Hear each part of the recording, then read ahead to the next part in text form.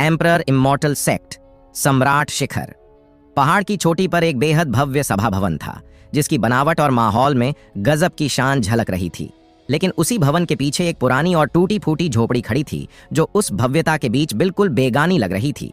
उस झोपड़ी में जो रहता था वह कोई और नहीं बल्कि भारत देश का कुख्यात दामाद राघव चंद्रवंशी था, जो अब एम्परर इमॉर्टल सेक्ट का दामाद बन चुका था। इस समय वो झोपड़ी के अंदर बिस्तर पर चुपचाप बैठा हुआ था। उसकी आंखें शून्य में टिकी थीं, जैसे उसमें कोई आत्मा ही ना हो। वह खुद से कुछ बड़बड़ा रहा था, पर उसे खुद ही नहीं पता था कि वो क्या बोल रहा है। धड़ाम! अचानक दरवाजा जोर से लात मारकर खोला गया। रीना कमरे में घुसी और बेड पर बैठे हुए राघव चंद्रवंशी को घृणा से देखते हुए बोली, माँ ने कहा है कि आज एक खास मेहमान आने वाला है। तुम कहीं भी बाहर नहीं जाओगे, बस इसी कमरे में रहना। सुना तुमने? राघव चंद्रवंशी वैसे ही बैठा रहा, बिना कोई प्रतिक्रिया दिए। कुछ देर बाद उसने धीरे से बड़बड़ाया, अनगिनत युगों के बाद, 90,000 साल की नींद के बाद मैं आखिर लौट आया हूं। चिनाई रोहित, मेरी प्यारी पत्नियां, मेरे अच्छे शिष्य, अब कोई नहीं बचेगा। तू ये क्या बकवास किए जा रहा है? रीना की आंखों में नफरत और बढ़ गई। राघव चंद्रवंशी एकदम होश में आया और उसने अचानक सिर उठाकर रीना की ओर देखा। उसका चेहरा ठंडा और भावहीन था। रीना थोड़ी घबरा गई, फिर चिढ़ते हुए बोली, ऐसे क्या देख रहा है? तुझे मैंने अभी जो कहा वो सुना नहीं क्या? कहीं नहीं जाएगा आज। ऐसे जीजा के साथ फंसी हूं। कितनी बदकिस्मती है। दीदी को क्या सूझी थी? इतने सारे काबिल लोगों को छोड़कर एक नाकाम, बदकिस्मत और बेवकूफ को ही क्यों चुना? ना साधना कर सकता है, ऊपर से पागल भी है। जैसे जैसे वो बोलती गई, उसका गुस्सा और बढ़ता गया। दांत भींचते हुए बोली, मर क्यों नहीं जाता तू? दीदी से चिपक कर क्यों बैठा है? दामाद, निकम्मा, मूर्ख। राघव चंद्रवंशी की आंखों में चमक आ गई और पुरानी यादें दिमाग में लौट आईं। वो पहले यून देश के वानान शहर के चंद्रवंशी परिवार का युवा उत्तराधिकारी था, लेकिन जब वह सिर्फ 11 साल का था, एक बहुत ही खतरनाक अस्तित्व, दफन सम्राट का प्रभु, उसे उठा ले गया और पौराणिक युग में ले जाकर एक अमर राक्षस के शरीर में समाहित कर दिया। तब से उसने अनगिनत स्वर्गों की यात्रा की, खतरनाक इलाकों में गया, बड़ी बड़ी आपदाओं और मुश्किलों से जूझते हुए आखिरकार उसने उस प्रभु के नियंत्रण से खुद को आजाद कर लिया और पूरे ब्रह्मांड पर राज किया। लेकिन उसका असली शरीर, जिसकी जीवन आत्मा निकाल ली गई थी, मूर्ख बन चुका था। पिछले साल उसे एम्परर इमॉर्टल सेक्ट में विवाह के लिए लाया गया, जहां उसकी शादी सेक्ट की राजकुमारी कणिका सूर्यवंशी से हुई। वही अब उसकी पत्नी है। इसके साथ ही वो इस सेक्ट का दामाद बना। लेकिन शादी को 1 साल हो गया, फिर भी उसे कभी दामाद जैसा सम्मान नहीं मिला, बल्कि हर बार अपमान ही सहना पड़ा। इस सेक्ट में उसकी हैसियत शायद किसी कुत्ते से भी बदतर थी। अगर कणिका सूर्यवंशी ने उसकी बार बार रक्षा न की होती, तो वह अब तक कई बार मारा जा चुका होता। जब रीना ने देखा कि वह अब भी कुछ नहीं बोल रहा, तो वह फिर से डांटने ही वाली थी, लेकिन खुद ही हंसते हुए बोली, छोड़ो, एक पागल से क्या लड़ूं? इतना कहकर वह दरवाजा जोर से बंद करके चली गई, जैसे जानबूझकर पूरा घर हिला देना चाहती हो। राघव चंद्रवंशी अपने ख्यालों में लौट आया। दरवाजे को घूरते हुए ठंडे स्वर में बोला, मूर्ख है, अब ये नाम नहीं चलेगा। अब उसकी आत्मा उसके शरीर में लौट आई थी और अब वो आम इंसानों से कई गुना ज्यादा मजबूत बुनियाद रखता था। बिस्तर पर बैठा वो अपनी आत्मिक शक्ति, सोल पावर महसूस करने लगा। उसे अपनी शक्ति का आभास हुआ और उसने राहत की सांस ली। 90,000 साल की नींद के बाद भले ही शक्ति बहुत कम रह गई हो, पर आधी तो अब भी बाकी है। अरे मेरा शरीर! वो चौंक गया। क्या ये वही खास फिजिक है जिसे दफन सम्राट का प्रभु सदियों से ढूंढता रहा है? अब राघव चंद्रवंशी पूरी तरह से हैरान था। उसकी आत्मा निकाले जाने के बाद उस राक्षसी सम्राट ने उसे भेजा था उस खास की तलाश में। अब जब उसकी आत्मा उसके शरीर में लौट आई, तो उसे एहसास हुआ कि उसका शरीर ही असाधारण है।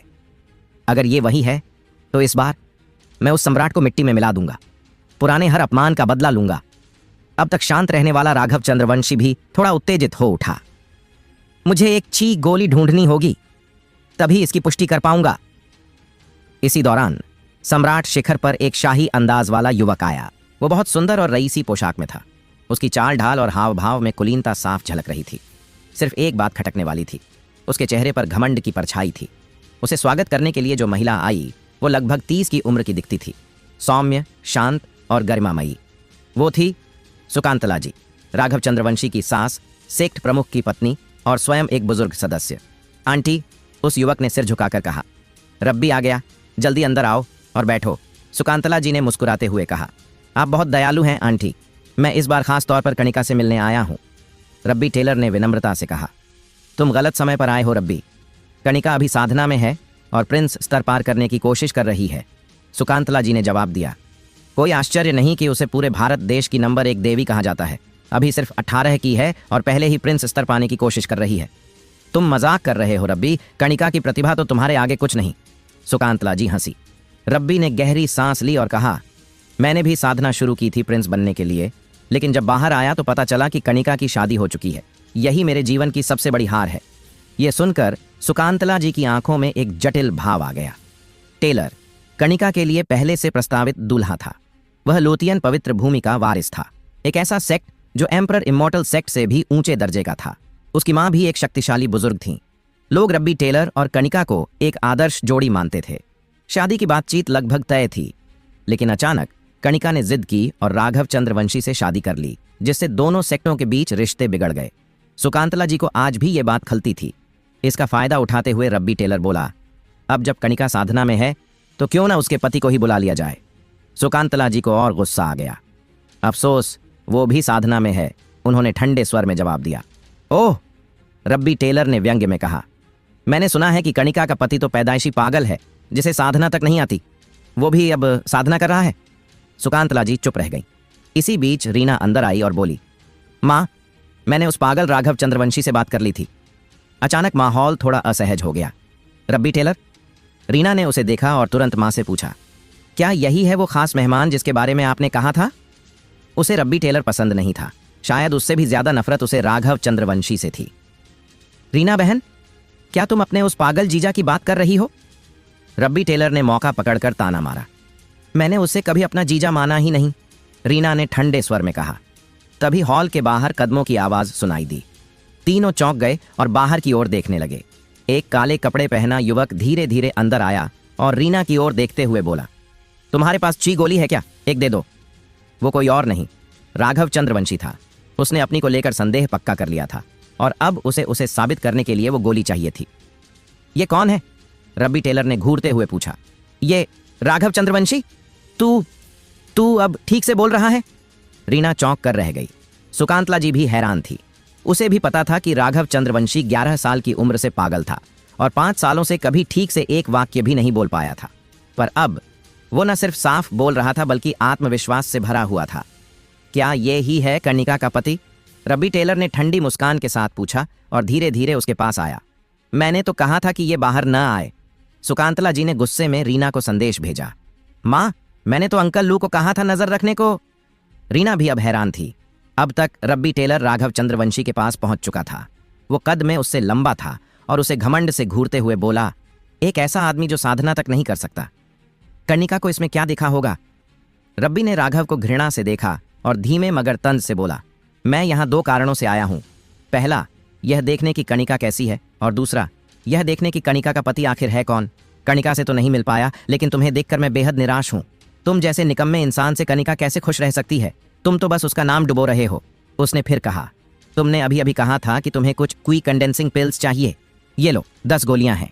इन्हें लेकर यहां से हमेशा के लिए निकल जाओ और दोबारा कभी अपना चेहरा मत दिखाना। यह कहकर उसने एक सफेद जेड की बोतल निकाली और हल्के से राघव की ओर उछाल दी। बोतल आम लग रही थी, लेकिन उसमें एक छिपी हुई ताकत थी। अपमानित करने की नीयत से फेंकी गई थी। स्नैप! राघव ने बोतल को बिना किसी परेशानी के पकड़ लिया और रब्बी की ओर शांत नजरों से देखा। मेरी बीवी और मेरे रिश्ते से तुम्हारा क्या लेना देना? रब्बी थोड़ी देर चौंका, फिर नाक सिकोड़ते हुए बोला, मैं और कणिका बचपन से साथ बड़े हुए हैं। अगर मैं प्रिंस रियल्म की ट्रेनिंग में न होता तो क्या तुम आज यहां खड़े होकर मुझसे बात भी कर पाते? उसने फिर शकुंतला जी को झुककर कहा, आंटी, मैं कणिका के पति से बहुत निराश हूं। वो हमारी स्वर्ग देवी है, एम्परर इमॉर्टल सेक्ट की राजकुमारी है, और उसका पति एक ऐसा बेकार इंसान है जो साधना तक नहीं कर सकता। यह तो उसका अपमान है। मैं आपसे हाथ जोड़कर निवेदन करता हूं, इस राघव को बाहर निकाल दीजिए और कणिका की पवित्रता को फिर से कायम कीजिए। हे, राघव हल्का मुस्कुराया। उसका और कणिका का रिश्ता उसका निजी मामला था। ये रब्बी कौन होता है बोलने वाला?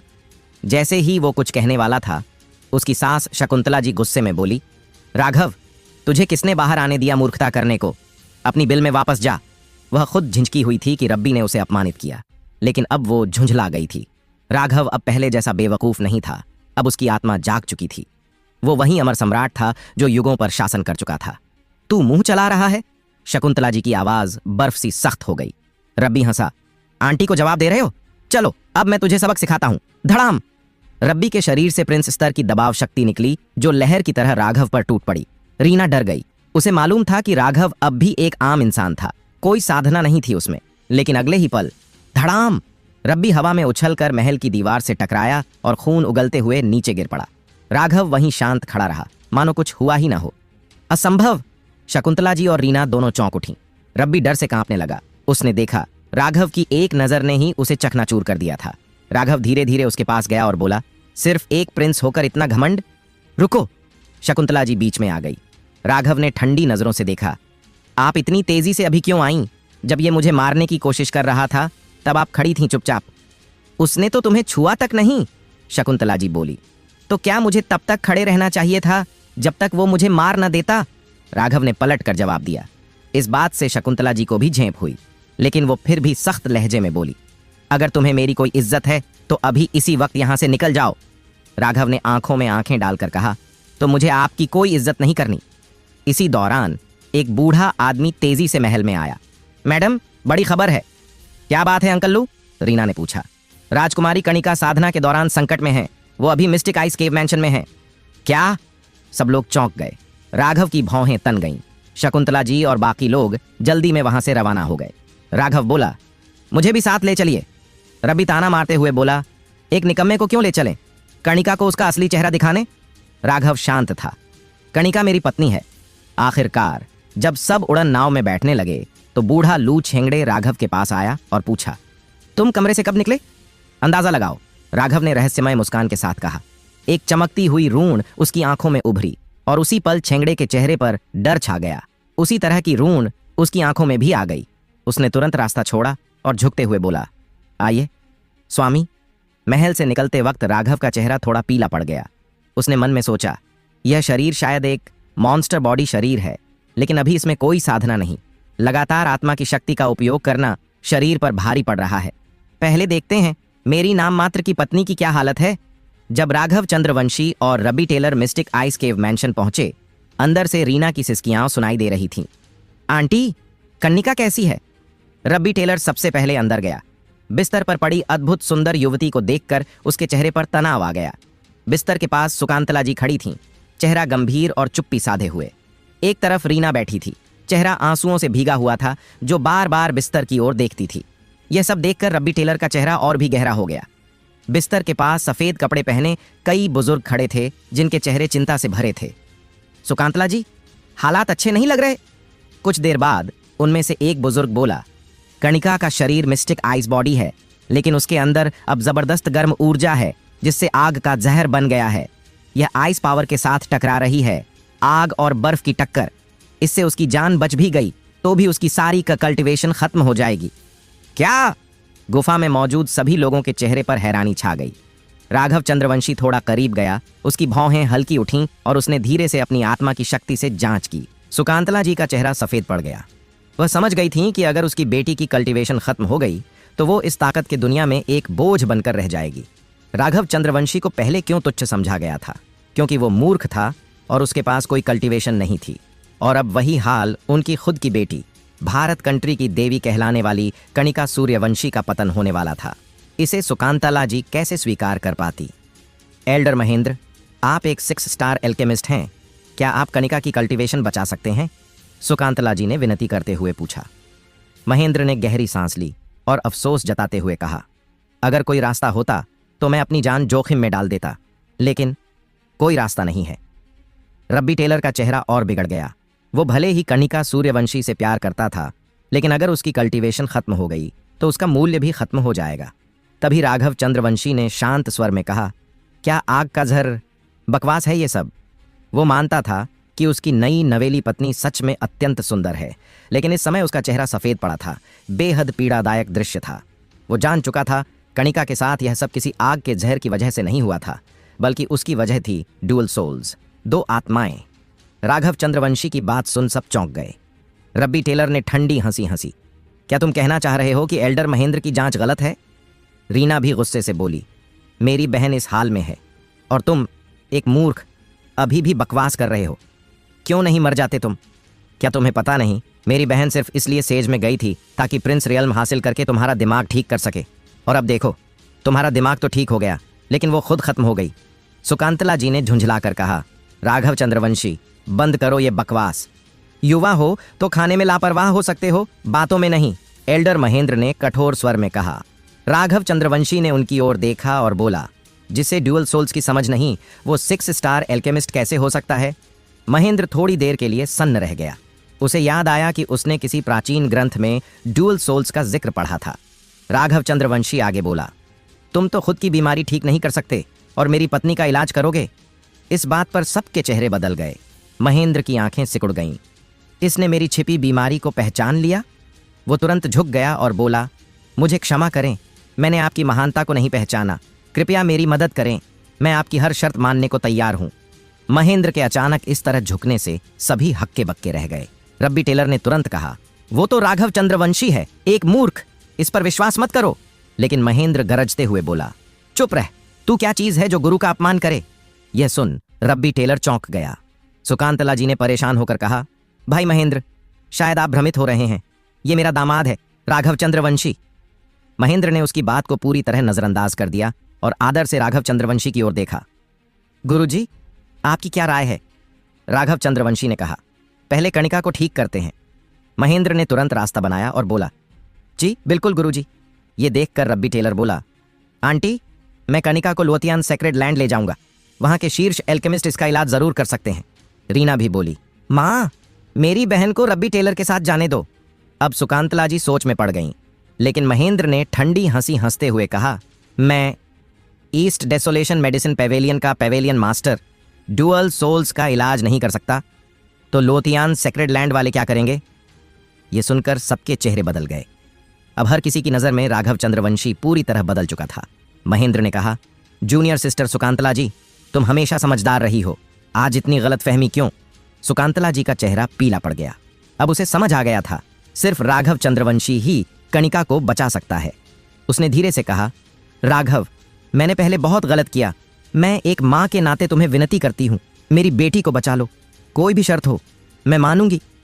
लेकिन राघव चंद्रवंशी ने ठंडी आवाज में कहा, चुप रहो। उसने मन ही मन सोचा, ये मेरी पत्नी, लगता है कुछ खास ही निकलेगी। सुकांतला जी का दिल बेचैनी से भरा हुआ था।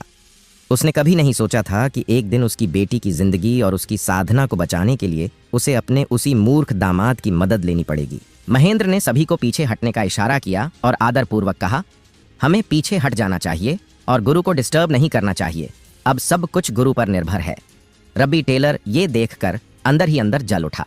उसे ईर्ष्या हो रही थी, यहां तक कि अगर उसका पिता लुओतियान सेक्रेड लैंड का संत गुरु भी यहां होता तो भी महेंद्र शायद उसे इतना सम्मान नहीं देता।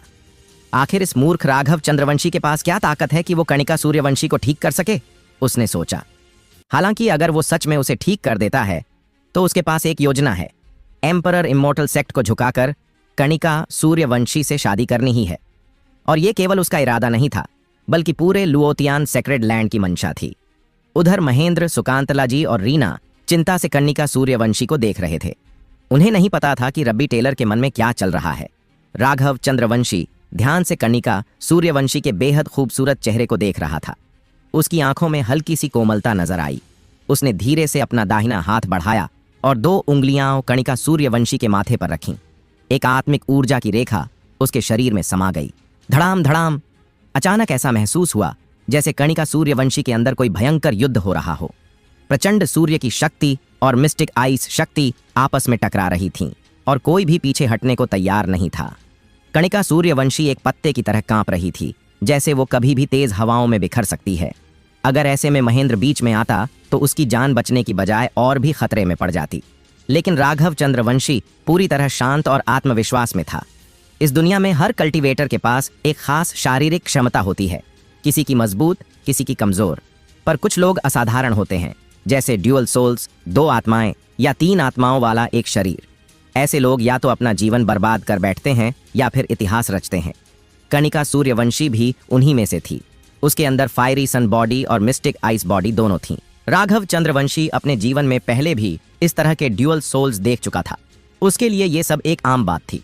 आधा घंटा बीत गया। सुकांतला जी, महेंद्र और रब्बी टेलर की नजर में राघव चंद्रवंशी एक मूर्ति की तरह खड़ा था, एकदम निष्क्रिय। ऐसा लग रहा था जैसे वो फिर से पहले जैसा मूर्ख बन गया हो। अगर इसने कुछ किया तो मैं अपना नाम उल्टा लिख दूंगा, रब्बी टेलर मन में हंसते हुए सोच रहा था। उसे शुरू से ही राघव चंद्रवंशी पर भरोसा नहीं था। अब उसे देखकर और भी यकीन हो गया था कि ये सब झूठ है। उसने एक नज़र सुकांतला जी की ओर डाली, जो बहुत घबराई हुई थीं। वो धीरे से बोला, आंटी, परेशान मत होइए। भले ही कणिका अपनी सारी कल्टीवेशन खो दे, फिर भी मैं उससे शादी करूंगा।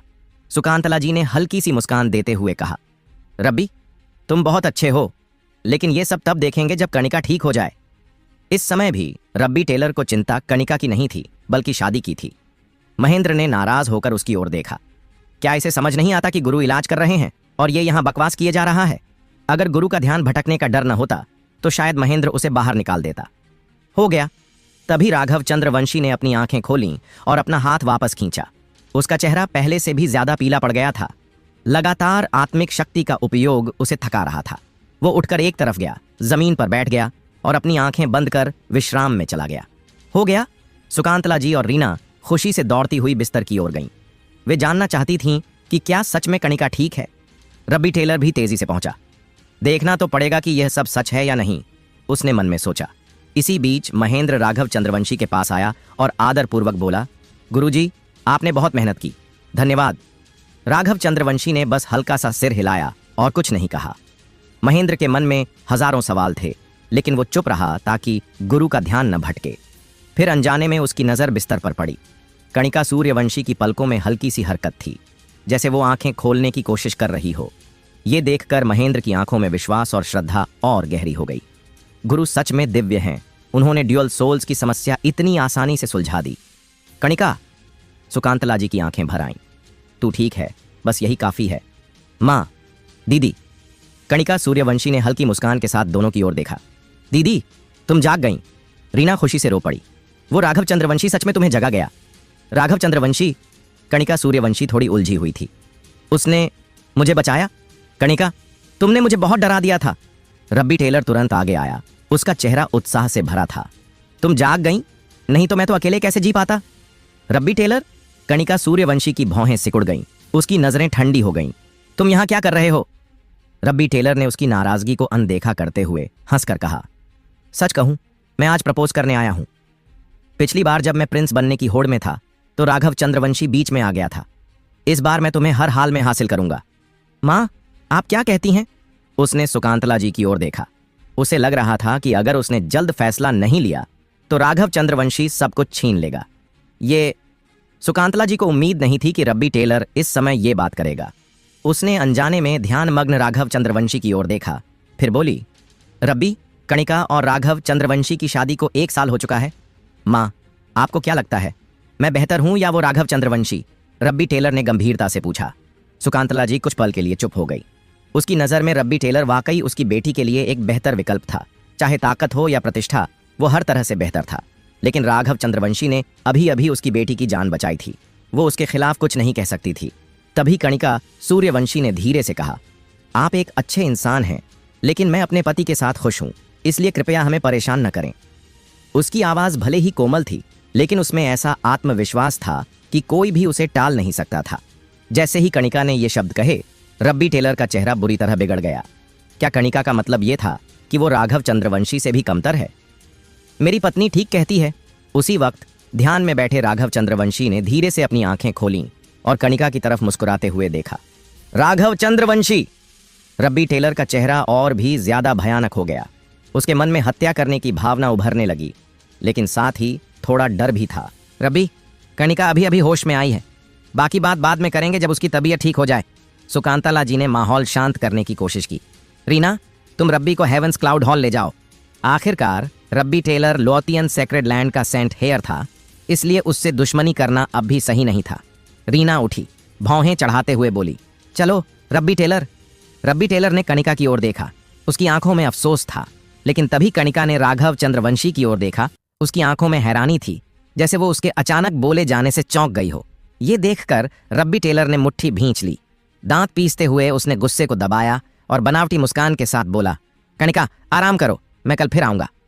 उसके बोलते ही राघव चंद्रवंशी की ठंडी आवाज आई, जरूरत नहीं, मेरी पत्नी अब मेरी देख रेख में है। ये सुनते ही रब्बी टेलर का चेहरा बैंगनी पड़ गया। उसकी हथेलियों में नाखून गड़ गए। वो घूरते हुए बोला, उम्मीद है तुम्हारा ये घमंड हमेशा बना रहे। और फिर गुस्से से मुड़कर चला गया। अगर वो एक पल और रुकता तो शायद गुस्से से फट ही पड़ता। ऐसे रवैये के साथ ये कुछ बड़ा नहीं कर पाएगा, राघव चंद्रवंशी ने सिर हिलाते हुए कहा, जैसे किसी जालसाज की तरह गंभीर बात कर रहा हो। लेकिन पास खड़े महेंद्र हंसते हुए बोले, लोथियन सेक्रेड लैंड की ताकत तो ठीक है, लेकिन अगर उन्होंने रब्बी टेलर को उत्तराधिकारी चुना है तो जरूर कोई सिफारिश या धोखाधड़ी रही होगी। गुफा के बाहर जाते वक्त रब्बी टेलर का शरीर कांप गया और वो गुस्से में मुंह से खून उगलते हुए बाहर चला गया। लुओथियन सेक्रेड लैंड, मेरे लिए तो वो सिर्फ मुर्गे और कुत्तों के बराबर हैं, राघव चंद्रवंशी ने लापरवाही से मुस्कुराकर कहा। महेंद्र को यह बात सुनकर थोड़ी शर्मिंदगी हुई। सुकांतला जी की भी भौहें सिकुड़ गईं। भले ही राघव चंद्रवंशी ने कणिका को बचाया था, लेकिन लुओथियन सेक्रेड लैंड को इतनी आसानी से नीचा दिखाना सही नहीं था। आखिर उनकी ताकत अभी भी एम्परर इमोर्टल सेक्ट से ज्यादा थी। फिर भी उसने कुछ नहीं कहा, क्योंकि अगर राघव चंद्रवंशी न होता तो शायद उसकी बेटी आज जिंदा न होती। कणिका, अब कैसी लग रही हो? सुकांतला जी ने विषय बदला। कणिका ने खुद को परखा और खुशी से चौंकते हुए बोली, मुझे तो पहले से कहीं ज्यादा अच्छा लग रहा है। क्या यह सच में संभव था कि उसके शरीर में जो आग जैसा झर था वो पूरी तरह खत्म हो गया? फौरन उसने महेंद्र की ओर झुकते हुए हाथ जोड़कर कहा, वरिष्ठ महेंद्र, आपकी सहायता के लिए आभारी हूं। मैं हमेशा आड़नी रहूंगी। ये सुनकर महेंद्र और सुकांतला जी कुछ पल को चौंके। फिर थोड़ी झिझक के साथ महेंद्र बोले, कणिका, आप मुझे शर्मिंदा कर रही हैं। दरअसल आपको बचाने वाला मैं नहीं, बल्कि आपके पति राघव चंद्रवंशी हैं। फिर महेंद्र ने खुद भी राघव चंद्रवंशी को झुककर प्रणाम किया। राघव चंद्रवंशी? कणिका ने चौंक कर उसकी ओर देखा। रीना ने भी कहा था कि राघव चंद्रवंशी ने उसे बचाया, और अब महेंद्र भी यही कह रहे हैं। क्या यह सच में मुमकिन है? वो तो जानती थी कि राघव चंद्रवंशी कौन है। एक छोटे से गांव का सीधा सादा लड़का जो बचपन से मंदबुद्धि था और कभी साधना भी नहीं कर पाया। अब भले ही वो सामान्य लग रहा हो, लेकिन क्या यह मुमकिन था कि उसने सच में उसे बचाया? राघव चंद्रवंशी ने नाराज होकर उसकी ओर देखा और बोला, मुझे दुख होता है कि मैंने तुम्हें बचाया और तुम मुझ पर शक कर रही हो पत्नी। कणिका, ये सच है, उसे वाकई राघव चंद्रवंशी ने बचाया है, सुकांतला जी ने समझाया और पूरी घटना विस्तार से बताई, खासकर डुअल सोल की बात पर। सुनकर कणिका को लगने लगा जैसे वो राघव चंद्रवंशी को पहली बार देख रही हो। चाहे उसे समझ में आए या नहीं, ये एक सच था, उसके पति ने उसे बचाया था। वो कुछ पल के लिए शांत रही, फिर धीरे से मुस्कुराई और बोली, धन्यवाद राघव चंद्रवंशी। ये सुनकर राघव चंद्रवंशी मुस्कुराया। उसकी आंखों में कोमलता थी। हमारे बीच धन्यवाद की क्या जरूरत है? बीते 1 साल में पूरे एम्परर इमोर्टल सेक्ट में सिर्फ कणिका ही थी जिसने उसे एक अपनापन दिया। जब भी वो ध्यान से बाहर आता, सबसे पहले वही कोशिश करती कि उसे ठीक किया जाए, भले ही बार बार असफल रही। वो पल राघव चंद्रवंशी कभी नहीं भूला। हमारे बीच धन्यवाद की क्या जरूरत है? कणिका ने धीरे से दोहराया और उसकी मुस्कान से पूरी बर्फीली गुफा जैसे खिल उठी। यहां तक कि पास की आइस लेक में खिले कमल भी फीके लगने लगे। राघव चंद्रवंशी थोड़ी देर के लिए उस सौंदर्य में खो गया। उसे याद आया, कभी एक और औरत थी, सुंदर, शक्तिशाली, जिससे उसने दिल से प्यार किया, पर जिसने उसे धोखा दिया। वो थी चिनाई, सम्राज्ञी चिनाई, और वो विश्वासघाती रोहित। उन दोनों को याद करके उसके मन में क्रोध भर आया। उसी वक्त महेंद्र ने झिझकते हुए कहा, स्वामी, उस बात के बारे में जो हमने पहले चर्चा की थी।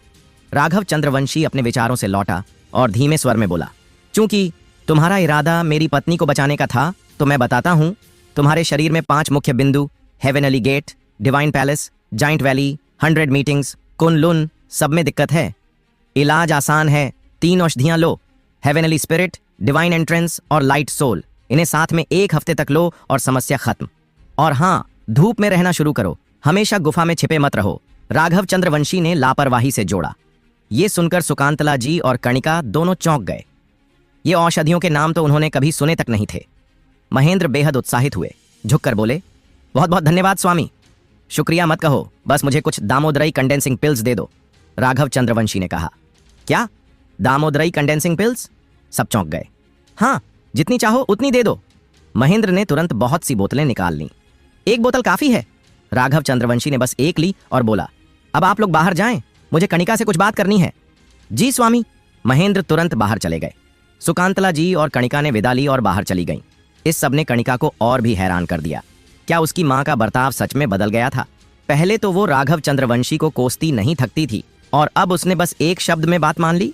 बहुत अजीब। कणिका ने हैरानी से राघव चंद्रवंशी की ओर देखा।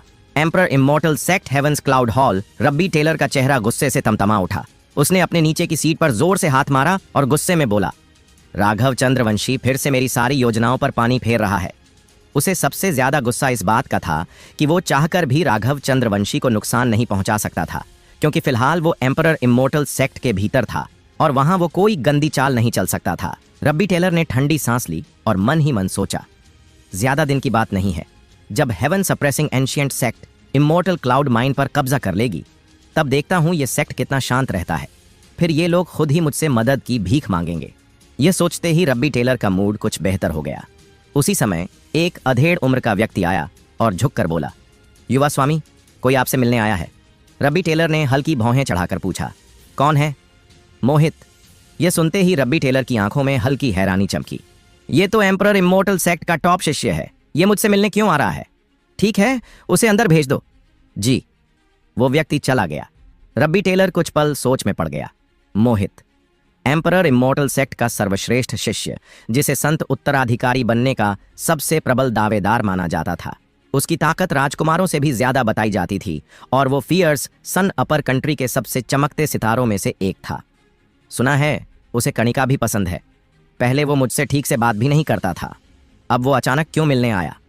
तभी एक हंसती हुई आवाज गूंजी, रब्बी टेलर, हमारे एम्परर इमॉर्टल सेक्ट आए और खबर तक नहीं दी, वरना मैं खुद स्वागत करता। एक हल्की हवा के झोंके के साथ एक सफेद बादल जैसी पोशाक पहने युवक प्रकट हुआ। वो और कोई नहीं बल्कि मोहित था। वो मुस्कुराया और हल्का सा झुककर अभिवादन किया। रब्बी टेलर भी खड़ा हुआ और हल्के से मुट्ठी बांधकर अभिवादन लौटाया। भाई मोहित, आजकल तो बहुत व्यस्त रहते हैं। मैं तो बस कणिका से मिलने आया हूं, किसी को परेशान नहीं करना चाहता था। मोहित हल्के से मुस्कुराया। यदि युवा स्वामी कणिका से मिलने आ रहे थे तो मुझे पहले ही बताना चाहिए था, ताकि मैं खुद इंतजाम कर पाता। रब्बी टेलर ने आंखें संकरी की और सीधे कहा, सीधे मुद्दे पर आओ, बात क्या है? मोहित बिना पूछे बैठ गया, एक प्रतिबंध लगा दिया और शांत स्वर में बोला, युवा स्वामी कणिका से विवाह करना चाहते हैं। रब्बी टेलर की भौहें तन गईं और स्वर ठंडा हो गया। कणिका पहले से शादीशुदा है। भाई मोहित को ऐसे हल्के बयान नहीं देने चाहिए। मोहित ने लापरवाही से कहा, उसका पति कैसा है इस पर बात करने की जरूरत ही नहीं। मेरी सबसे प्रिय अनुज बहन की शादी एक नालायक से हो गई, मुझे यह अच्छा नहीं लगता, लेकिन रब्बी टेलर जैसे प्रतिभाशाली व्यक्ति उसके लिए एकदम उपयुक्त हैं। रब्बी टेलर की आंखें सिकुड़ गईं। सीधी बात करो। अब मोहित की मुस्कुराहट गायब हो गई। उसकी आंखें दो दिव्य तलवारों जैसी चमकने लगीं। उसने स्पष्ट रूप से कहा, मैं तुम्हारे लिए उस बेकार को रास्ते से हटाता हूं और तुम कणिका से शादी कर लो। कुछ पल को वातावरण सख्त हो गया। रब्बी टेलर की आंखों में चमक उभरी, फिर वो हंस पड़ा। भाई मोहित, ये तो बहुत बड़ा अपराध है। राघव चंद्रवंशी तो तुम्हारे ही सेक्ट का दामाद है। मोहित ने ठंडे स्वर में कहा, अगर तुम सच में कणिका को अपनी दुल्हन बनाना चाहते हो तो बेकार की बातें छोड़ो, मेरा धैर्य सीमित है। रब्बी टेलर कुछ क्षण तक मोहित को नजरों से तौला, फिर धीरे से सिर हिलाया। ठीक है, मंजूर है। मोहित ने तुरंत मुस्कुराते हुए कहा, युवा स्वामी रब्बी हेवंस क्लाउड हॉल में कुछ दिन आराम करो और अच्छी खबर का इंतजार करो। इतना कहकर वो हवा में विलीन हो गया। उसके जाते ही रब्बी टेलर ने संकरी आंखों से देखा और हल्के से मुस्कुराया। चालाक है मोहित, राघव चंद्रवंशी को हटवाना चाहता है ताकि मुझसे कणिका की शादी करवाकर खुद संत उत्तराधिकारी बन सके और एक दिन पूरे सेक्ट का उत्तराधिकारी बन जाए। काफी हिम्मत है इसमें, अपने प्यार को छोड़ने तक को तैयार है। लेकिन ये सब रब्बी टेलर के लिए तो फायदेमंद ही था। क्यों ना मानूं? रब्बी टेलर ने धीरे से खुद से कहा, बेहतर होगा कि हेवन सप्रेसिंग सेक्ट के आने से पहले ही राघव चंद्रवंशी को मार दिया जाए, ताकि मेरी कणिका का मूड खराब ना हो। दूसरी ओर राघव चंद्रवंशी को इन सब बातों की कोई खबर नहीं थी। इस वक्त वो मिस्टिक आइस केव में अपनी पत्नी कणिका के साथ अपने ही छोटे से संसार में मग्न था। कणिका ने बिस्तर से उठते हुए पूछा, तुम्हें होश कब आया? राघव चंद्रवंशी ने जवाब दिया, आज ही। तुम्हें होश आए सिर्फ एक दिन हुआ है और तुमने मेरी बीमारी भी ठीक कर दी और मास्टर महेंद्र को भी इतना प्रभावित कर दिया। कणिका को शक हुआ। राघव चंद्रवंशी मुस्कुराया, तुम्हें नहीं पता तुम्हारा आदमी कौन है। कणिका कुछ बोल नहीं पाई, फिर थोड़ी देर चुप रहकर बोली, तुम पहले जैसे नहीं रहे। राघव चंद्रवंशी ने आंखें घुमाई। जाहिर है, जब से मैं 11 साल का था दिमागी हालत सही नहीं थी। अब जब होश आ गया है तो मैं बदला हुआ ही लगूंगा। कणिका सोच में पड़ गई। बात में कुछ सच्चाई तो थी, लेकिन उसे अब भी लगता था कि राघव चंद्रवंशी काफी बदल गया है। उसे देखते हुए राघव चंद्रवंशी मुस्कुराया और गंभीरता से बोला, बस एक बात याद रखना, तुम कणिका मेरी पत्नी हो, समझी? कणिका ने हल्का सा भौहें चढ़ाईं, लेकिन कुछ कहा नहीं। शादी को 1 साल हो चुका था, इसलिए बात में दम था। तुम कर क्या रहे हो? राघव चंद्रवंशी कपड़े उतारते हुए बोला। 1 साल की शादी हो गई है, अब सुहागरात तो बनती है। रुको, कणिका ने अपने सीने पर हाथ रखते हुए उसे लात मार दी। बात करते हुए राघव चंद्रवंशी ने एक झटके में 10 दामोदरई कंडेंसिंग पिल्स गटक ली। अगर कोई उसे ऐसा करते देखता तो हैरान रह जाता। भले ही ये गोलियां छोटी स्तर की हों, लेकिन बिना किसी साधना के व्यक्ति द्वारा एक साथ 10 निगलना सीधा मौत बुलाने जैसा था। बूम! लेकिन राघव चंद्रवंशी को कुछ नहीं हुआ, बल्कि उसके शरीर में भयंकर ऊर्जा दौड़ने लगी, जैसे कोई प्राचीन नदी गर्जना कर रही हो। कणिका हैरानी से देखती रही कि कैसे उसका शरीर बदलता जा रहा था। Body refinement, first layer, second layer, third layer, 7th, 8th, 9th layer. फिर एक भारी गर्जना के साथ वो पूरी तरह बदल गया। एक ही सांस में उसने बॉडी रिफाइनमेंट के सभी 9 स्तर पार कर लिए और सीधा एलिक्सिर फील्ड को खोल दिया। शरीर की सारी नसें सक्रिय कर दी और रीच प्रोफाउंड स्तर पर पहुंच गया। राघव चंद्रवंशी के शरीर पर जटिल और रहस्यमयी चिन्ह उभर आए। उसी पल एम्परर इमोर्टल सेक्ट के आकाश में एक भयंकर घटना हुई। बैंगनी दामोदरई 90,000 ली तक फैल गई। इतनी बड़ी बात कि खुद स्वर्ग कांप उठा। सैकड़ों सालों से छिपे हुए वृद्ध और ताकतवर बुजुर्गों ने भी अपनी आंखें खोल दी। क्या ये पवित्र शरीर मॉन्स्टर बॉडी का उदय है? एम्परर इमोर्टल सेक्ट, क्या यह जौ कनिका राजकुमारी की वजह से हुआ है? पूरा ईस्ट डेसोलेशन डोमेन का सदर्न डोमेन उस समय हिल गया जब एक के बाद एक शक्तिशाली हस्तियां अपनी आंखें खोलकर एम्परर इमोर्टल सेक्ट की दिशा में देखने लगीं। उनके चेहरों पर हैरानी और संदेह साफ नजर आ रहा था। कुछ ही पलों पहले सभी ने एक भयानक ऊर्जा महसूस की थी, जिसने आसमान के लाखों मील तक के बादलों को हटा दिया था, मानो कोई दिव्य शक्ति पूरे ब्रह्मांड को चीर कर आ रही हो। वो ऊर्जा बस एक पल के लिए प्रकट हुई और फिर एकदम से गायब हो गई, जैसे किसी बहुत बड़ी ताकत ने उसे जबरन दबा दिया हो। सिर्फ सबसे ताकतवर लोगों ने उस पल की खतरनाक उपस्थिति को महसूस किया। तुरंत किसी को लाइटियन हेवेनली कंट्री भेजो, इसकी पूरी जांच होनी चाहिए। एक प्राचीन सेक्ट ने तुरंत गुप्त आदेश जारी किया। इधर सदर्न डोमेन में खलबली मच गई और कई ताकतवर सेनाएं एम्परर इमोर्टल सेक्ट की ओर बढ़ने लगीं। एम्परर इमोर्टल सेक्ट में ही सभी लोग आसमान की ओर देख रहे थे और चौंकते हुए कह रहे थे, हे भगवान, आसमान पूरा बैंगनी हो गया है, ये क्या हो रहा है? क्या कोई महान साधक कोई मंत्र चला रहा है, या कोई अतुलनीय ताकत वाला व्यक्ति यहां से गुजरा है? लोग तरह तरह के अनुमान लगा रहे थे। वहीं एम्परर इमोर्टल सेक्ट के प्राचीन पूर्वज आसमान में फैली उस बैंगनी रोशनी को गंभीर चेहरों से देख रहे थे। हालांकि वह ऊर्जा दबा दी गई है, लेकिन सदर्न डोमेन की वो पुरानी ताकतें जरूर इसे महसूस कर चुकी होंगी। सभी लोग तैयार रहें। बाकियों को कुछ नहीं पता था, लेकिन उन बुजुर्गों को अच्छी तरह मालूम था कि ऐसी असाधारण घटना सिर्फ तभी होती है जब किसी पवित्र शरीर मॉन्स्टर बॉडी की शक्ति जाग जाती है। बैंगनी ऊर्जा किस दिशा से आ रही थी, जल्दी पता करो। उसी समय सेक्ट के 8 महान बुजुर्ग भी सक्रिय हो गए। रब्बी टेलर भी हॉल से बाहर आया और आसमान की तरफ गंभीरता से देखता हुआ बोला, ये सब क्या हो रहा है? उसे लग रहा था जैसे कुछ बहुत बड़ा होने वाला है। मोहित, जो थोड़ी देर पहले ही वहां से निकला था, उसने भी ये आसमानी घटना देख ली थी। उसकी आंखों में चिंता चमक उठी। ऐसी घटना सिर्फ एक ही बात बताती है, एम्परर इमोर्टल सेक्ट के अंदर कोई दिव्य अस्तित्व पैदा हो गया है, और ये उसके लिए अच्छी खबर नहीं थी। उधर मिस्टिक आइस केव में राघव चंद्रवंशी, जो इन सब से अनजान था, अभी भी बिस्तर के पास ध्यान लगाकर बैठा हुआ दामोदरई कंडेंसिंग पिल्स को पागलों की तरह अवशोषित कर रहा था। रीच प्रोफाउंड की तीसरी लेयर तक उसकी शक्ति पहुंच गई थी। ध्यान दें, कल्टीवेशन के स्तर इस प्रकार होते हैं: body refinement, reach profound, divine gate, dao platform inscription और फिर प्रिंस स्तर। हर स्तर में 9 लेयर्स होती हैं। बॉडी रिफाइनमेंट में शरीर को मजबूत किया जाता है ताकि इंसान अपनी सीमाओं से परे जा सके। उसके बाद आता है रीच प्रोफाउंड, जिसमें कोई भी साधक दिव्य शक्तियों को साधने में सक्षम होता है। राघव चंद्रवंशी ने सिर्फ 10 दामोदरई कंडेंसिंग पिल्स खाकर ही सीधे रीच प्रोफाउंड तीसरी लेयर तक पहुंच बना ली। ये अपने आप में एक चमत्कार था। उसने जैसे ही आंखें खोलीं, उनमें उत्साह चमक रहा था। ये सच है, मैं सच में वही हूं। वो जोर से हंस पड़ना चाहता था। उसका शरीर असल में वही मॉन्स्टर बॉडी था जिसका जिक्र सिर्फ मिथकों में होता है। मॉन्स्टर बॉडी क्या है? एक ऐसा शरीर जिससे सभी स्वर्ग और हजारों रास्ते सिर झुकाते हैं। राघव चंद्रवंशी पहले सदर्न डोमेन के युन देश के वानान शहर में चंद्रवंशी परिवार का उत्तराधिकारी था, लेकिन 11 साल की उम्र में उसकी लाइफ सोल आत्मिक चेतना को एक प्राचीन काल के ब्यूरियल एम्परर ने चुरा लिया था और उसे मिथिकल युग में ले जाकर एक अमर दैत्य शरीर में बदल दिया था। उसके बाद वह ब्यूरियल एम्परर के अधीन रहकर दुनिया की सभी रहस्यमयी जगहों में मॉन्स्टर बॉडी की खोज में रहा। लाखों सालों तक यातनाएं झेली, नर्क जैसी जगहों में कैद रहा, पर मॉन्स्टर बॉडी नहीं मिली। लेकिन इतने समय में उसने एक अजेय मॉन्स्टर हार्ट, अडिग आत्मबल बना लिया और आखिरकार उस पागल सम्राट के चंगुल से भाग निकला। ब्यूरियल एम्परर, तू कभी नहीं सोच सकता था कि मेरा असली शरीर ही वो अनोखी मॉन्स्टर बॉडी है जिसे तू खोज रहा था।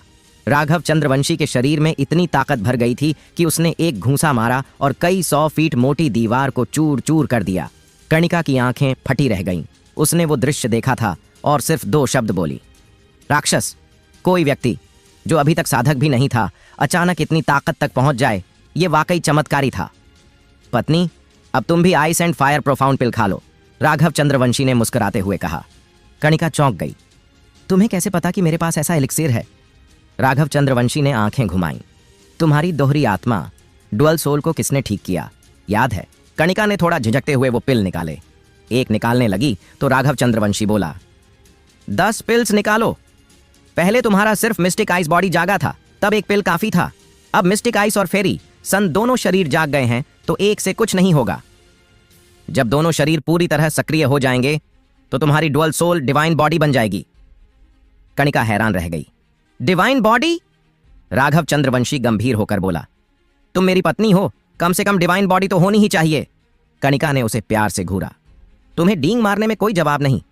फिर भी उसने सभी 10 पिल्स खा लिए क्योंकि उसके दिल को यकीन था कि राघव चंद्रवंशी झूठ नहीं बोल रहा। तभी एक भयंकर ऊर्जा कर्णिका के शरीर से निकलने लगी और आकाश तक पहुंच गई। बूम!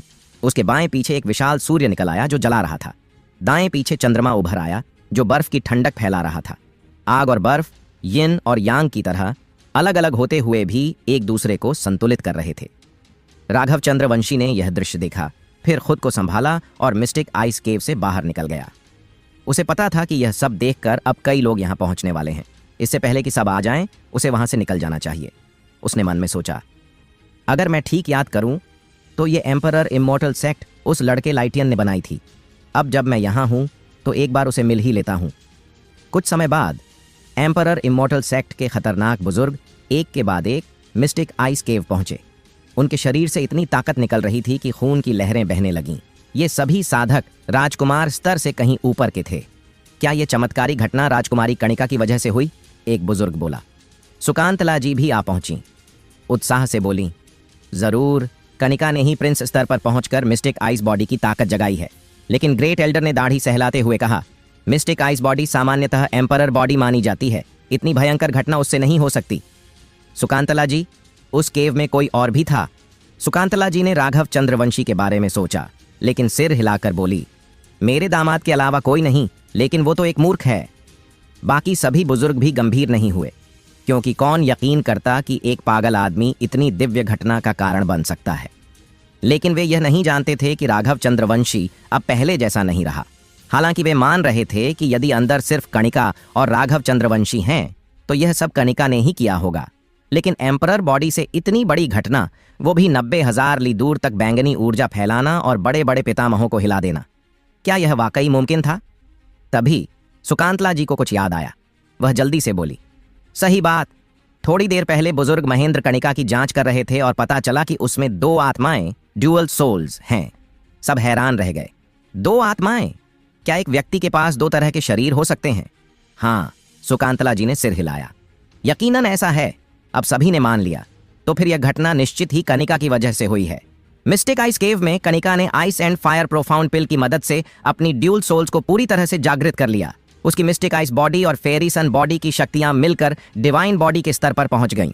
सामान्य रूप से किसी भी साधक की बॉडी 5 स्तरों में आती है: mortar body, Overlord body, emperor body, divine body और मॉन्स्टर बॉडी। कर्णिका की मिस्टिक आइस बॉडी पहले ही एम्परर बॉडी थी, लेकिन अब जब फेरी सन बॉडी भी सक्रिय हो गई है तो दोनों शक्तियां मिलकर उसे डिवाइन बॉडी के स्तर पर ले आई हैं। अब वह कृष्णा अपर कंट्री की सबसे शक्तिशाली प्रतिभाओं में से एक बन गई है। और इसका सारा श्रेय राघव चंद्रवंशी को जाता है। इसी क्षण कणिका ने अपनी सीमा तोड़ी और प्रिंस की रियल्म में प्रवेश कर लिया। ये बात ध्यान देने लायक है कि कणिका अभी केवल 18 साल की है और इस उम्र में प्रिंस का दर्जा पाना पिछले 10,000 वर्षों में एम्परर इमोर्टल सेक्ट की सबसे बड़ी उपलब्धि मानी जा रही है। Boom boom boom. उसके इस ब्रेक थ्रू के साथ ही आकाश में एक प्रचंड सूर्य और उज्ज्वल चंद्रमा उगाए जो पूरे गगन को 2 भागों में बांटते दिखे। इस अद्भुत घटना ने पहले से फैली हुई बैंगनी रोशनी को तुरंत मिटा दिया और फिर पूरे एम्परर इमोर्टल सेक्ट में हड़कंप मच गया। फिर से कोई गड़बड़? कहा जा रहा है कि यह सब हॉली डॉटर की वजह से हुआ है। वो है ही खास, टैलेंटेड, खूबसूरत और कृष्णा कंट्री की सबसे बड़ी देवी जैसी। बस अफसोस यही है कि उसने एक मूर्ख से शादी कर ली।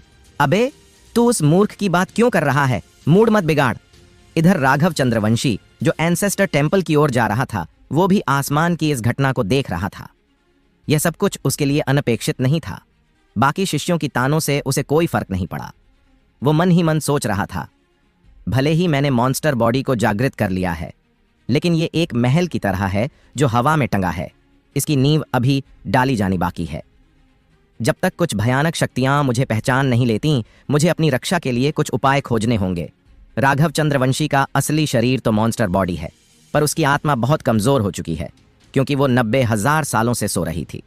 उसने पहले रब्बी को चेतावनी देने और लू चेंगड़े को नियंत्रित करने में थोड़ी आत्मा शक्ति इस्तेमाल कर ली थी, इसलिए अब वो उसे यूं ही बर्बाद नहीं कर सकता था।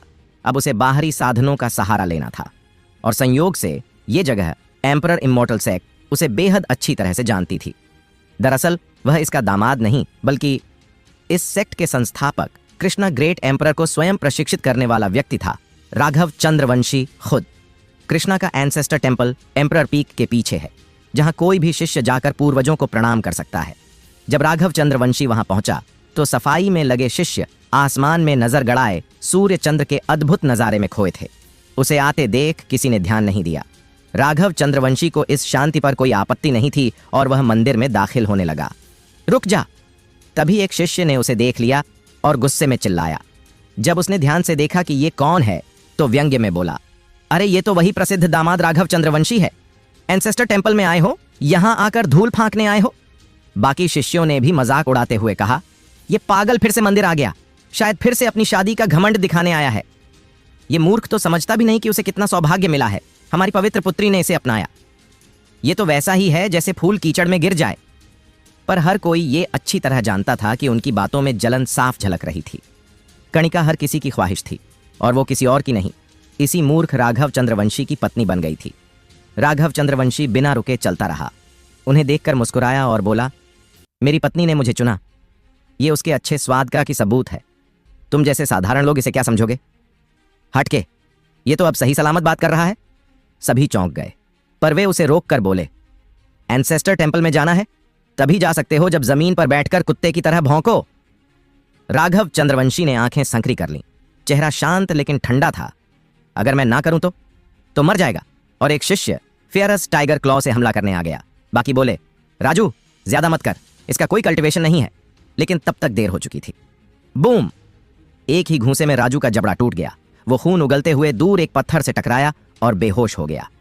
बहुत बकबक करता है, राघव चंद्रवंशी ने धीमे से कहा। बाकी सभी शिष्य सन्न। घुटनों पर बैठो और भौंको, राघव चंद्रवंशी ने ठंडे स्वर में कहा। डर के मारे 2 शिष्य घुटनों पर गिर पड़े। हम भौंकेंगे, हम भौंकेंगे, अच्छे बच्चे, राघव चंद्रवंशी ने मासूम मुस्कान के साथ कहा और मंदिर के अंदर चला गया। वो चले गए, पर वे दोनों तब भी डर के मारे भौंकते रहे। क्या वो सच में राघव चंद्रवंशी था? राजू और संदीप दोनों ही रीच प्रोफाउंड की 5वीं लेयर पर हैं, फिर भी एक ही घूंसे में उड़ गए। नहीं, कोई उसे बनकर आया होगा, पर कोई ये पागल बनने की जहमत क्यों उठाएगा? आखिरकार वे बोले, हमें ये बात भाई जॉनी को बतानी चाहिए। स्टार, उनका समर्थन करता था जॉनी, आउटर सेक्ट का नंबर 1 शिष्य जो रीच प्रोफाउंड की 9वीं लेयर पर था, सिर्फ एक कदम दूर डिवाइन गेट रेल्म से। वहीं से इनर सेक्ट की शुरुआत होती है, जहां से आउटर सेक्ट वालों की किस्मत तय होती है। उनका मन अपमान और क्रोध से जल रहा था। राघव चंद्रवंशी को यूं ही नहीं छोड़ा जा सकता। और उसी समय पूर्वज मंदिर के भीतर राघव चंद्रवंशी उस पुराने पूर्वज मंदिर के प्रवेश द्वार पर खड़ा था और उस मूर्ति को एक तक देख रहा था जो मंदिर के ऊपरी मंच पर थी, लेकिन अगरबत्ती के धुएं में धुंधली हो चुकी थी। वह एक तरह की गहरी सोच में डूबा हुआ था। समय चाहे जितना भी बीत गया हो, उस मूर्ति में आज भी एक दिव्य और विशाल आभा थी जो किसी को भी श्रद्धा के भाव में झुका सकती थी। ली तियान महान सम्राट की उस मूर्ति के नीचे एक दिव्य वेदी थी जहां धुएं की परतें घूम रही थीं, बादलों और कुहासे की तरह। किसी अजीब वजह से वह धुआं बिखरने जैसा लग रहा था, लेकिन उसी समय फिर से सघन होने को भी। उस धुएं में हल्के से एक अक्षर बना, चंद्रवंशी, जो किसी दिव्यता की अनुभूति करा रहा था। तभी एक बूढ़ी आवाज मंदिर में गूंजी जिसमें हल्की नाराजगी छुपी थी। कब तक यूं ही खड़े रहोगे? राघव चंद्रवंशी चौंक कर होश में आया। उसने मूर्ति के सामने बैठे सफेद बालों और दाढ़ी वाले बूढ़े व्यक्ति को देखा और हल्के से मुस्कुराकर कहा, ली तियान सम्राट की मूर्ति देखकर बहुत सारी पुरानी बातें याद आ गईं। बूढ़े ने ठंडी सांस भरते हुए कहा, वो हमारे कुलगुरु की प्रतिमा है। आजकल के युवाओं में कोई शिष्टाचार नहीं बचा। राघव चंद्रवंशी बस मुस्कुराया पर कुछ बोला नहीं। बूढ़े व्यक्ति दामोदर की भौहें तन गईं। उसने सख्त स्वर में कहा, पूर्वज मंदिर में जब कोई आता है तो कुलगुरु को प्रणाम करना जरूरी होता है। यह हमारे एम्परर इमोर्टल सेक्ट का नियम है। तुम इतनी देर से खड़े हो, यह शिष्टाचार के खिलाफ है। क्या तुम प्रणाम नहीं करोगे? राघव चंद्रवंशी की नजर फिर से उस चंद्रवंशी अक्षर पर पड़ी और उसने धीरे से कहा, रहने दो, बस यूं ही देख रहा था, अब चला जाऊंगा। यह सुनकर दामोदर की आंखें संकीर्ण हो गईं और वह गंभीर स्वर में बोला, कुलगुरु का अपमान सेक्ट से निष्कासन योग्य अपराध है। क्या तुम सच में प्रणाम नहीं करोगे? स्टार, क्या यह जरूरी है? राघव चंद्रवंशी ने पूछा। दामोदर ने सिर हिलाया। हाँ, यह नियम है जो प्राचीन काल से चला आ रहा है। राघव चंद्रवंशी ने कंधे उचकाकर कहा, अगर कुछ हो गया तो क्या तुम जिम्मेदारी लोगे? दामोदर हंस पड़ा। तुम युवा कितने मजेदार बातें करते हो। मैं 3000 साल से इस मंदिर की रक्षा कर रहा हूं, ऐसा पहली बार सुन रहा हूं। प्रणाम करो, अगर कुछ होता है तो मैं जिम्मेदारी लूंगा। ठीक है, राघव चंद्रवंशी ने धीरे से कहा और मूर्ति के सामने जाकर झुक गया। बूम जैसे ही उसने प्रणाम किया, पूरा मंदिर तेज दिव्य प्रकाश से भर गया। वह प्रकाश जैसे फटने वाला था। कृष्णा सम्राट की मूर्ति से एक जबरदस्त खिंचाव की शक्ति निकली जिसने सारा दिव्य प्रकाश मूर्ति के भीतर खींच लिया और अगले ही पल वह मूर्ति पूरी तरह साधारण लगने लगी, जैसे उसकी दिव्यता एक पल में गायब हो गई हो। दामोदर उस दृश्य को देख स्तब्ध रह गया। उसके मन की धड़कन जैसे थम गई हो। उसने कभी ऐसा चमत्कार नहीं देखा था। वो दिव्यता जो मूर्ति में थी एकदम तीव्र हुई और फिर गायब। वह खुद को जैसे संभाल नहीं पा रहा था। रुको रुको रुको रुको, उसने घबराकर चिल्लाया जब देखा कि राघव चंद्रवंशी फिर से झुकने वाला है। प्रणाम मत करना, मूर्ति टूट जाएगी। उसे यह नहीं दिखा कि जैसे ही उसने रोका, वेदी से चंद्रवंशी अक्षर ऊपर उठा और मूर्ति के ऊपर एक हल्का सा धुंधला आकार बना। वह पीठ वाला आकृति था, दुबला पतला लेकिन बेहद डरावना और दिव्य। वह आकृति बस एक पल में प्रकट हुई और फिर वापस चंद्रवंशी अक्षर में बदलकर वेदी में समा गई। अगर कृष्णा सम्राट जिंदा होते और यह देखते तो वे भी उस आकृति के सामने सिर झुकाते, क्योंकि वो आकृति थी सम्राट गुरु की, कृष्णा सम्राट के गुरु की। राघव चंद्रवंशी ने वह सब साफ साफ देखा। उसकी आंखों में एक पल के लिए दुख की झलक आई, लेकिन तुरंत गायब हो गई। फिर वह दामोदर की ओर देखकर बोला, अब प्रणाम नहीं करोगे? नहीं नहीं, बिल्कुल नहीं, दामोदर घबराए स्वर में बोला और उत्सुकता से पूछा, भाई तुम्हारा नाम क्या है? किस पर्वत से हो? मेरा नाम राघव चंद्रवंशी है, थोड़ी देर सोचकर बोला। शायद सम्राट शिखर से हूं, दामोदर बुदबुदाया। सम्राट शिखर? वह तो सेक्टाध्यक्ष का पर्वत है। इतनी कम उम्र में कैसे पहुंच गए वहां? राघव चंद्रवंशी ने कहा, सच कहूं तो मैं एम्परर इमोर्टल सेक्ट का शिष्य नहीं हूं, बल्कि दामाद हूं। दामाद? दामोदर चौंक गया। क्या तुम वही हो जो कणिका से शादी करके बदनाम हो गया था? बुजुर्ग, आपको पता है ना कि आपने जो कहा उससे मार पड़ सकती है, राघव चंद्रवंशी ने हल्के से घूरते हुए कहा। अगर कोई और यह सुनता कि दामोदर को यूं धमकाया जा रहा है तो हंसी से लोटपोट हो जाता, क्योंकि 3000 साल से मंदिर की रक्षा करने वाले दामोदर को खुद सेक्टाध्यक्ष भी दामोदर चाचा गुरु कहकर संबोधित करते हैं। लेकिन दामोदर गंभीरता से बोला, मेरी गलती थी, क्षमा करें। उस दिव्य चमत्कार के बाद दामोदर समझ चुका था, राघव चंद्रवंशी अब कभी मूर्ख नहीं कहलाएगा। वह अब और भविष्य में भी एक विलक्षण अस्तित्व है। फिर राघव चंद्रवंशी ने पूछा, आपने 3000 साल से मंदिर की रक्षा की है, क्या आपको सेक्ट की वर्तमान स्थिति के बारे में जानकारी है? दामोदर ने गहरी सांस लेते हुए कहा, सच कहूं तो आज से 90,000 साल पहले जो घटना हुई उसके बाद से हमारा सेक्ट लगातार संकट में है, राघव चंद्रवंशी ने पूछा। दामोदर मुस्कुराया, तुम्हें थोड़ी किताबें पढ़नी चाहिए, लेकिन कोई बात नहीं, मैं बताता हूं। 90,000 साल पहले चेनाई सम्राज्ञी और सम्राट रोहित ने सम्राट पद प्राप्त किया और त्यान मिंग को संभाला। 2 सम्राटों का प्रकट होना पूरे संसार के लिए चौंकाने वाला था। चेनाई, रोहित, राघव चंद्रवंशी की आंखों में क्रोध की चमक आई। स्टार, वो दोनों विश्वासघाती थे। इन्हीं की सत्ता में आने के बाद उसने अपना वो योजना शुरू की थी, लेकिन जब उसने अपनी दैत्य शरीर को सील किया तो इन्हीं दोनों ने उसे धोखा दिया। दामोदर ने लंबी सांस लेकर कहा, लेकिन 2 सम्राटों के आने के बाद दुनिया में आध्यात्मिक ऊर्जा खत्म होने लगी और धर्म समाप्ति युग शुरू हो गया। खासकर दक्षिणी क्षेत्र में अब शायद ही कोई महान साधक बचा हो। राघव चंद्रवंशी की आंखें सिकुड़ गईं। कहीं वे दोनों मेरे दैत्य शरीर का इस्तेमाल तो नहीं कर रहे? दामोदर अपनी बात कहता रहा। हमारा सेक्ट कभी एक महान पवित्र भूमि था, लेकिन अचानक स्वर्ग दमन प्राचीन सेक्ट ने हम पर हमला कर दिया। वो दोनों सम्राट उसी सेक्ट से थे और वो लोग हमसे कई गुना ज्यादा शक्तिशाली थे। उस युद्ध में हम पूरी तरह हार गए और बस इस पूर्वज भूमि तक सिमट कर रह गए। अब हर 3 साल में हमें उन्हें भारी साधना संसाधन देना पड़ता है। फिर भी हमारी शक्ति अब भी एक उच्च राष्ट्र पर शासन करती है और हम दोबारा वैभवशाली बनेंगे।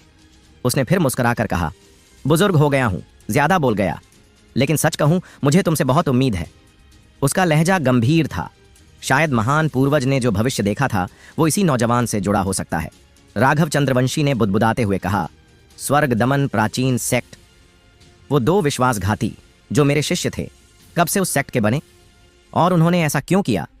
जब राघव चंद्रवंशी पूर्वजों के मंदिर में था, उस वक्त बाहरी सेक्ट का टॉप रैंकिंग शिष्य जॉनी पूरे एम्परर इमॉर्टल सेक्ट के मुख्य शिष्य मोहित से मिल रहा था। मोहित, जो एम्परर इमॉर्टल सेक्ट का मुख्य शिष्य था, युवाओं की पूरी पीढ़ी का लीडर भी माना जाता था। कहा जाता था कि इस सेक्ट में 2 अद्वितीय प्रतिभाएं हैं। एक थी कणिका सूर्यवंशी, जो इस सेक्ट की पवित्र कन्या थी, और दूसरा था मोहित।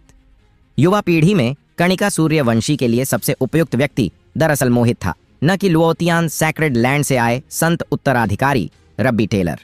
हालांकि मोहित ने कभी खुलकर अपने इरादे नहीं जताए, लेकिन पूरे सेक्ट में यह राज नहीं था कि वो कणिका सूर्यवंशी में दिलचस्पी रखता है।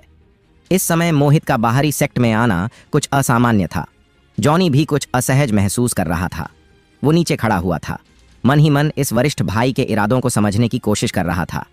बादलों की आकृति वाले चोगे में मोहित ने दोनों हाथ पीछे बांध रखे थे और उसके पूरे शरीर से एक दिव्य आभा निकल रही थी। उसका चेहरा एक रहस्यमय धुंध से ढका था, मानो कोई स्वर्ग से उतरा हुआ अमर पुरुष हो। उसने जॉनी की ओर नीचे देखते हुए शांत स्वर में कहा, राघव चंद्रवंशी को मार दो और मैं तुम्हारा मार्ग पूरा साफ कर दूंगा। क्या? जॉनी चौंक गया और जल्दी से बोला, वरिष्ठ भाई, ऐसा नहीं किया जा सकता। राघव चंद्रवंशी तो सेक्ट का दामाद है। वो तो सोच भी नहीं सकता था कि ये वरिष्ठ भाई उससे ये काम करवाना चाहेगा।